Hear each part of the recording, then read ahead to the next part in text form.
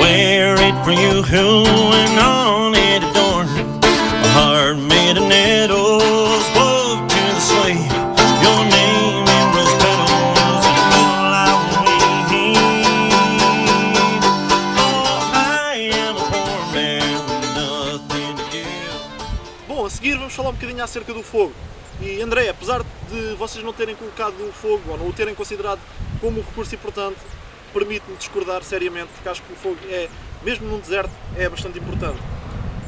Pá, só para te dar algumas ideias, o fogo, para além de permitir à noite manter a nossa temperatura corporal, impedindo que ela baixe, portanto, para além de nos manter quentes durante a noite, permite, por exemplo, desinfetar a água. É a forma mais segura de desinfetar, de matar os micro-organismos ou bactérias que ela possa ter. 99,9999% é a forma melhor para desinfetar, ferver a água. Portanto, permite cozinhar, permite fazer uma fogueira de sinalização. Se a uma fogueira juntares, por exemplo, a vegetação verde, tens uma coluna de fumo enorme, uma coluna de fumo branco que vai sinalizar a vossa posição, ou se juntares borracha de um pneu e queimares, tens uma coluna de fumo preto. Permite esterilizar, aliás, permite esterilizar materiais, por exemplo, tiras de tecido dentro da água a ferver para utilizarem como compressas, agulhas, facas que sirvam para fazer pequenos cortes, tipo bisturi. O fogo é das coisas mais importantes, permite derreter gelo ou neve, neste caso não é importante, mas noutro clima será para obter água a partir do gelo, etc, etc. É das coisas mais importantes e, portanto, eu acho que vale a pena falar aqui um bocadinho acerca dele. Vocês, em princípio, vão conseguir fazer fogo, se calhar vão ter restos de combustível perto do avião, no depósito do avião ou perto, se calhar vão ter chamas na altura. Assim que acabaram de se espinhar, vão ter chamas durante algum tempo do acidente. Vão ter isqueiros, em princípio há fumadores. Podem utilizar papel, como é que eu ia dizer, portanto, guardanapos ou papel higiênico como a sandália para iniciar o fogo, roupa, toalhitas com álcool, daquelas toalhitas que servem para desinfetar as mãos, tipo de toalhitas higiênicas, serve como a sandália, próprio combustível, como eu já disse. Por exemplo, algodão dos kits primeiros socorros. O algodão basta abrirem, assim, desfazerem um bocadinho, uma faísca, aquilo acende logo. A nível das sandálias artificiais é espetacular. O algodão acende com muita facilidade.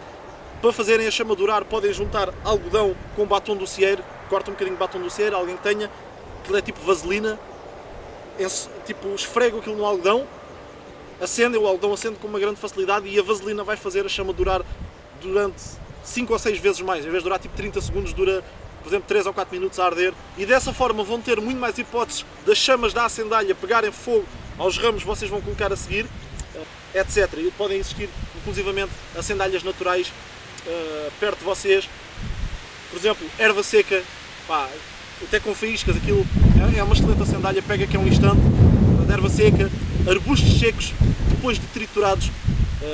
Uma coisa que vocês devem fazer à acendalha é prepará-la antes de acender, para que ela acenda de uma só vez e pegue logo fogo, devem prepará-la. Com isto quer dizer triturá-la bem, triturá-la, desfazê-la o mais possível. Basicamente o que vocês estão à procura de obter com essa preparação que estou a dar à acendalha é a consistência de um ninho de passarinho. Okay? Então, a triturá-la de forma a ficar mais fofa, com a consistência de como se fosse um ninho de pássaro, principalmente quando se trata de materiais como arbustos secos. Se for a erva seca, não é preciso tanta preparação, porque ela já é fibrosa, por assim dizer, mas os arbustos secos são um bocadinho mais grossos, mais encorpados, por assim dizer, são um bocadinho mais rijos, e então para os tornar mais fibrosos, no fundo é o que estamos a fazer, é tornar o material mais fibroso, de forma a acender melhor, vamos dar essa preparação, okay? De forma a que ele fique tipo ninho de pássaro. Okay? Isto com arbustos secos é essencial.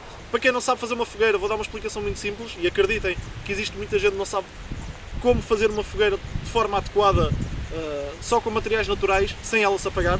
Portanto, a seguir à acendalha, existem o que eu chamo 3 calibres, ou 3 grossuras diferentes de madeira, ou 3 grupos, consoante a grossura. O primeiro grupo que vamos colocar a seguir à sandália é um grupo de ramos muito fininhos que vai desde a grossura de um fósforo ou de um palito até à grossura máxima de um lápis. Okay? Obviamente tentamos primeiro colocar umas 2 ou 3 boas mãos cheias de ramos mais fininhos, ou seja, da grossura mais aproximada com um palito, e depois colocamos aqueles de grossura mais aproximada com o lápis.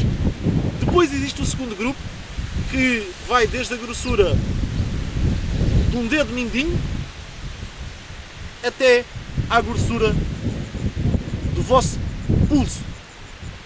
Okay? Obviamente, mais uma vez, depois de colocar o primeiro grupo e ele estar bem a arder, vamos colocar em primeiro lugar troncos da grossura de dedos mindinhos, dedos indicadores, etc.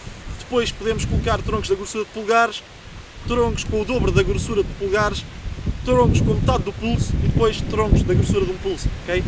Temos de deixar sucessivamente os anteriores pegarem bem fogo para colocarmos os seguintes.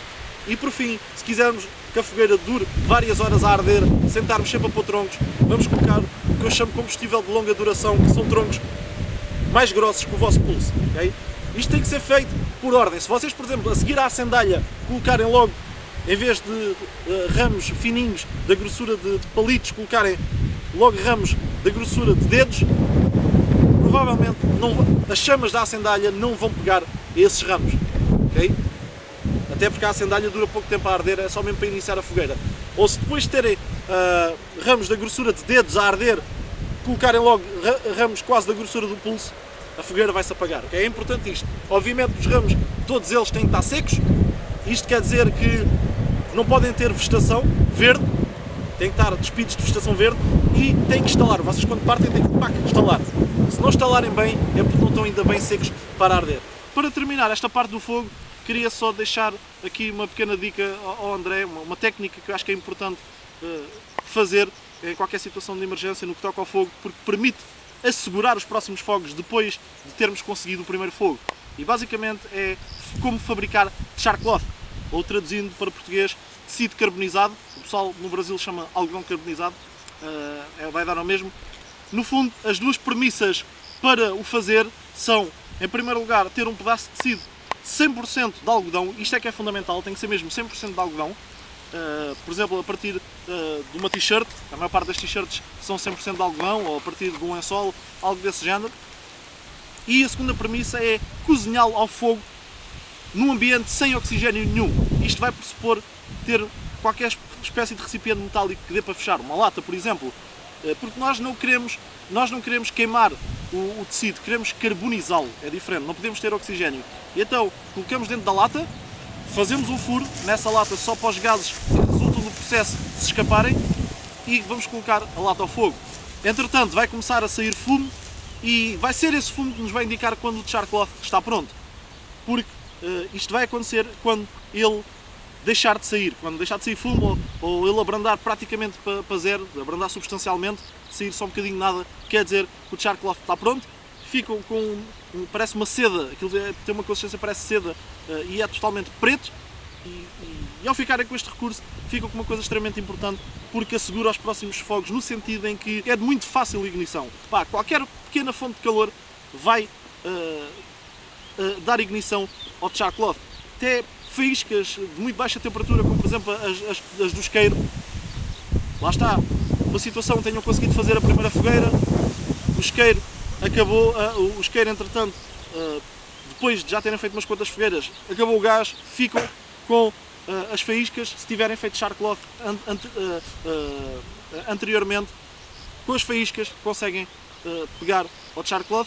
Ele não se incendeia, mas fica uma brasa que, juntando à sandália natural, ou até inclusivamente a papel higiênico, por exemplo, e soprando, chega a um ponto que toda a sandália começa a arder e aquilo irrompe em chamas e tem o fogo seguinte.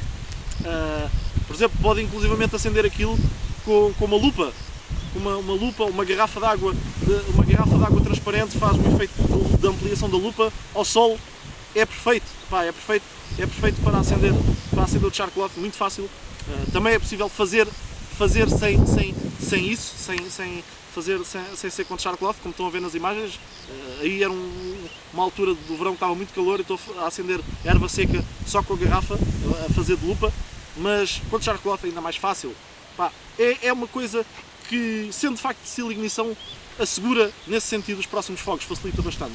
Okay? Bom, já falámos então de abrigo, água e fogo. Vamos falar um bocadinho acerca de comida. Tal como eu disse em relação a isto, numa situação destas de emergência num deserto, não há grande coisa a dizer. Pá, se vocês pensarem um bocadinho, tal como eu disse, o ser humano aguenta em média 3 semanas sem comer nada completamente, antes de morrer. E há quem aguente mais, à volta de um mês, 4 semanas. Muito dificilmente a situação se vai prolongar até aí. Pá, em princípio, equipas de busca, equipas de resgate vão andar à vossa procura. A localização do avião é mais ou menos conhecida, onde ele se espinhou, pá, na generalidade dos casos, e o socorro vai chegar nas horas a seguir ou nos dias a seguir. E se pensarem bem, a energia que vocês vão gastar, a água a nível de suor, que vão perder, a desidratação, portanto, que vão ficar, a água que vão perder a andar, a percorrer caminho, a fazerem esforço, a andar ao sol, expostos. Se pensarem nisso tudo, para quê? Para encontrarem o quê? Num deserto? Para encontrar aqui uma osga, um lagarto, sei lá, um gafanhoto, o quê? Isso alimenta um grupo de meia dúzia de pessoas, ou umas quantas pessoas tenham sobrevivido? Para quê? Qual é o ganho que vocês vão ter a nível de calorias, a nível de comida, para um grupo de pessoas? Pá, próximo de zero. E vão perder água, que é das principais coisas, as coisas mais importantes e mais difíceis também de encontrar no deserto, e que vos faz morrer em pouco tempo. Okay? Pá, não vale a pena. A única coisa que eu faria era consumir, obviamente, se tivesse a comida, consumir comida que viesse nas malas das pessoas e na cafeteira, na parte da cafetaria do avião, que, pronto, comida que tivesse sobrevivido à queda, e iria dividi-la de forma a quê? Iria dividi-la de forma a pensar num grupo de pessoas vulneráveis, que são os diabéticos. Os diabéticos correm o risco de morrer se não comerem de poucas em poucas horas, de 3 em 3 ou 4 em 4 horas. Pá, se calhar esticar 5 ou de 6 em 6 horas, já esticar um bocadinho. Os diabéticos podem morrer se ficarem muito tempo sem comer. Esta regra das 3 semanas é para pessoas saudáveis. E então eu ia me precaver em relação a isso, ia dar o benefício às pessoas diabéticas e dividir, portanto, em 2 grupos, em grupos de sobreviventes diabéticos e não diabéticos. Ia dividir a comida, ia reunir a comida toda que conseguisse encontrar nos destroços, ia dividir 2/3 para os diabéticos e 1/3 apenas para as pessoas não diabéticas. Imaginemos, se tivessem sobrevivido, por exemplo, 20 pessoas e só 3 delas é que fossem diabéticas, essas 3 pessoas iam ficar com a maioria da comida, com mais de metade, iam ficar com 2/3 só para 3 pessoas, enquanto 1/3 ia ficar para 17 pessoas. Okay? Portanto, as 17 pessoas iam comer pouco, mas também podem sobreviver, enquanto os diabéticos não. Ia racionar dessa, mais ou menos, um esquema desses. E isto, André, acho que é importante para o comissário de bordo, porque vocês vão ter uma situação destas acontecer, vão ter que liderar as pessoas, a não ser que tenham alguém que também perceba de sobrevivência, que vos possa auxiliar, vocês é que vão liderar as pessoas e fazer com que elas se safem ou não. Okay? E estas tomadas de decisões acho que são importantes. Pá, basicamente comida é a única coisa que eu tenho a dizer. Primeiros socorros, pá, não me vou alongar aqui muito, primeiros socorros, façam o que tiverem que fazer para ajudar as pessoas. Pá, existem cursos específicos para isso. Depois, orientação. Ora, orientação, isto vai depender, como eu disse, se vamos ter que nos deslocar para nos autossocorrermos, para encontrarmos civilização, ou se vamos ficar parados e à espera de uma equipa de resgate. Okay? Ou, por exemplo, se vamos deixar o nosso local de acampamento base, passa a expressão, e vamos à procura de zonas com água, vamos percorrer, por exemplo, 4 ou 5 km, patrulhar as zonas circundantes à procura, e depois temos que ter uma noção de como voltar para trás para o ponto de origem. Okay? A orientação está relacionada com isto, e aqui quero dizer uma coisa, aliás, acho que vocês falaste-me qualquer coisa de localização, que era um aspecto que querias focar, se calhar é isto, a localização que tu pretendes, é isto que eu vou falar. Numa situação de sobrevivência em deserto, manda a regra geral, a regra básica, que as pessoas não abandonem o veículo. Em princípio, quem fica preso num deserto chegou lá de veículo. ou de jeep, ou de avião, pá, de uma dessas maneiras, manda a regra que não se abandone o veículo. Porquê?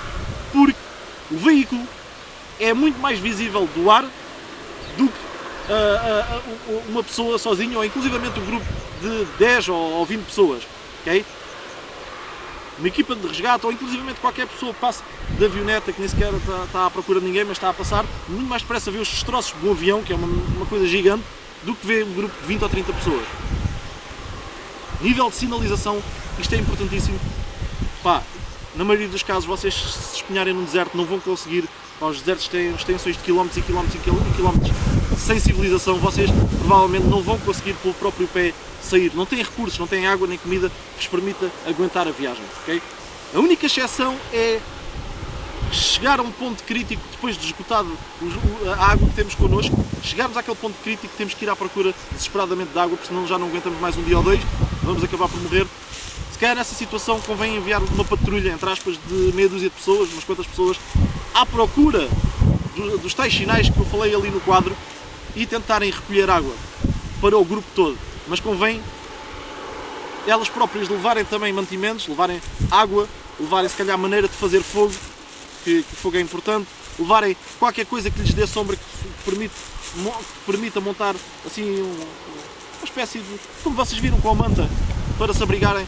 Pá, convém irem preparados, esse grupo também ir preparado e à procura de água para o grupo, mas depois têm que saber regressar ao, lá está, entre aspas, acampamento base. Okay? E basicamente é isto que eu tenho a dizer em relação à orientação. Também, num cenário destes, vocês, como eu disse, vão logo ter equipas de resgate à vossa procura, assim que o avião se Espanha, sabem mais ou menos a vossa localização, pá, com alguma certeza, no raio de não sei quantos quilómetros, sabem mais ou menos ali e, pá, numa situação normal isto será uma emergência para 72 horas, 3 dias, ok? E se calhar menos, se calhar ao final de umas horas já estão no local a ir ter com vocês, mas pá, no máximo 72 horas será esta situação, por isso lá está também a comida não é importante para pessoas saudáveis nesse aspecto, a deslocação também não, fiquem com o avião. Por fim, sinalização. Vocês, apesar de a equipa de resgate poder saber mais ou menos em que zona é que vocês estão, podem demorar tempo até vos encontrar mesmo no local exato. Podem andar ali às voltas, num raio de não sei quantos quilómetros à vossa procura. Vocês podem ter pessoas feridas, pessoas desidratadas, a necessitar de urgência, a necessitar de cuidados com urgência. Convém sinalizarem assim que ouvem, por exemplo, um helicóptero, uma viatura qualquer, à distância, convém estarem prontos para sinalizar a vossa posição logo. Para isso, podem utilizar, lá está, o fogo. Fazendo uma fogueira grande e juntando vegetação verde, nem que seja vegetação de arbustos, num deserto provavelmente é difícil, mas se juntassem vegetação verde iriam criar uma enorme coluna de fumo. Okay?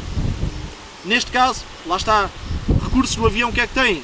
Têm plásticos que libertam um fumo preto enorme, provavelmente podem ter pedaços dos pneus do avião, procurem, podem ter ficado espalhados e vocês conseguirem encontrar pedaços de pneus, borracha, portanto, tudo isso, plástico e borracha, em vez de emitir uma coluna de fumo branca, é uma coluna de fumo preta, mas uma coisa enorme mesmo, se vê-se a quilómetros de distância. É ótimo para sinalizar. Aliás, o que eu teria era uma fogueira preparada, como deve ser, que eu tivesse a certeza que pegava fogo à sandália, numa grande quantidade da sandália, uma boa quantidade de ramos fininhos, ramos intermédios, ramos mais grossos, tudo, a fogueira feita por ordem, como deve ser, para acender de uma só vez e de forma rápida, sem correr o risco de falhar e apagar-se. As coisas feitas por ordem, como deve ser, já preparada, com pedaços de pneu em cima. Estaria pronta a arder, mas não se tocava, era só para sinalização. Assim que eu visse um avião à distância, um helicóptero que fosse, corria rapidamente, a sandália pegava fogo, aquilo tudo pegava fogo e a borracha e o plástico começava a emitir esse fumo preto enorme. Okay? Era o que eu faria numa situação dessas. Aliás, estão aí a ver nas imagens, já fiz isso, mas foi com vegetação verde para emitir fumo branco. Coisas metálicas, por exemplo, a parte da cafetaria, aqueles carrinhos onde se leva os chumos e onde as hospedeiras levam os chumos, normalmente é metal assim um bocado polido, metal polido que é assim meio espelhado, espelhos, vidros, etc. Tudo cá para fora, ou reunir tudo o que conseguisse e espalhar pelo chão, pá, em forma de X, em forma de seta, ou simplesmente espalhar assim mais ou menos ao calhas, mas numa determinada zona, para que o sol incidisse nessas superfícies espelhadas e essas superfícies refletissem o sol. E isso é também, para um helicóptero que passe qualquer coisa, é também uma forma de chamar a atenção.